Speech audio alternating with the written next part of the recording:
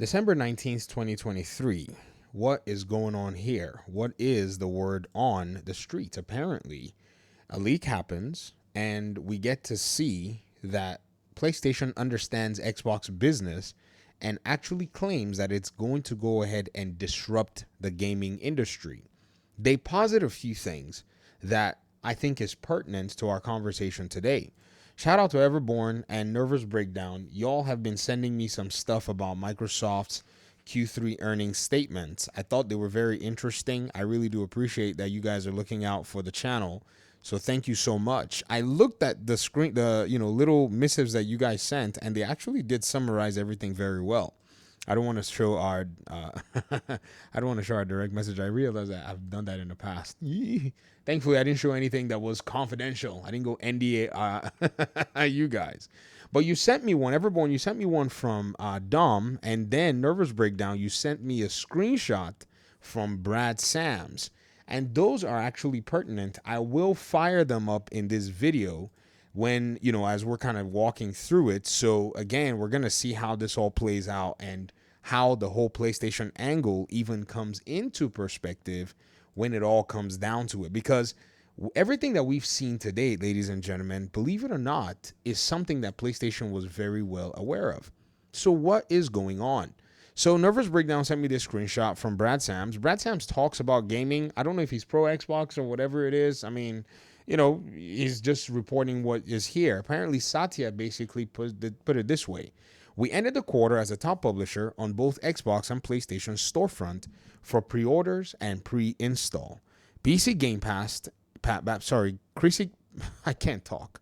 PC Game Pass increased over 45% year over year. Very interesting. I think it's PC Game Pass spending.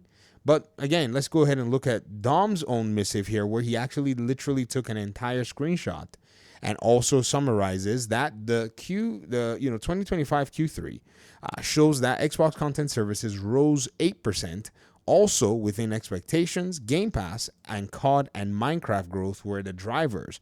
Xbox hardware declined 6%, which is perfectly in line with Dom's expectations, and they went ahead and put it all out here. Very interesting. Then you also can see, all this stuff yourself if you actually want to go out and take a look.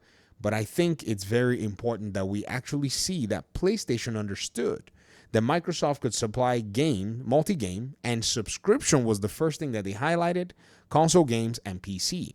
Apparently now, it seems like the subscription, PC, and console system that PlayStation was very well aware of has now become something of a very interesting, setup at the end of the day, because what it's done now is it's actually put Xbox in a very interesting position where they're earning a lot in terms of this. They're seeing their, revenues go up. As for profits and margins, we don't really know. They purposefully hid the margins. That's something that I noticed, because if you notice this, ladies and gentlemen, look at this.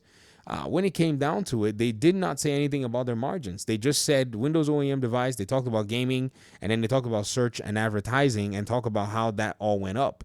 But compared to the last Q4 earnings for last year, they did put their margins at the end of the, each page when they talked about their highlights. But this time, they didn't put any margin. They didn't talk about margin or anything. So perhaps margins stayed the same. Perhaps margins went down.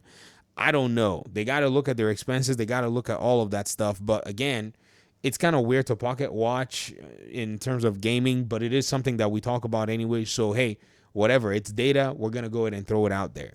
And what's really important and what's really interesting is this is something that you probably could have seen coming if you were paying attention to the industry shifts and threats that PlayStation had put together that we weren't supposed to see, but we saw. So what was the big thing there? The big thing there was that they recognized that Microsoft already had this gaming thing in the bag, and they understood that their pillars were already dated and behind the competition. When I was saying this months ago, and since this document leaked, and Jess Gordon was probably one of the few people, that published an image of this particular slide.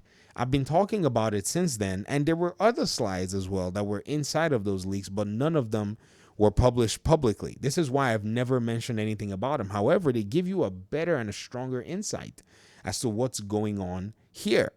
Another really cool and interesting thing too is the last few days we got to see the PlayStation Plus subreddit where gamers were talking about how they felt that the value that comes into their PlayStation Plus subscription is not really as strong. And some people within that PlayStation subreddit were telling others that, hey man, you might want to check out Game Pass since you don't need the Xbox hardware to be able to go ahead and play the games on there. Somebody even mentioned in that particular subreddit thread that they had access to Game Pass via their browser on their phone and their TV. So Xbox seeing these, improvements with subscription services going up is something that they have already created the infrastructure for. PlayStation doesn't have many ways for you to play their games outside of their ecosystem. They've basically created a model that they feel, according to them, is kind of dated, archaic, whatever you want to call it. And Xbox, having ensured that they have a way to be able to capture players, is the way that is working for them. So Xbox may not sell all these consoles, but by and large, they have ways to convert already existing hardware in many cases into Xbox proxies. So let's say, for instance, somebody gets a Game Pass subscription, they get a Microsoft account, they're going to be presented with the storefront as well as the subscription front.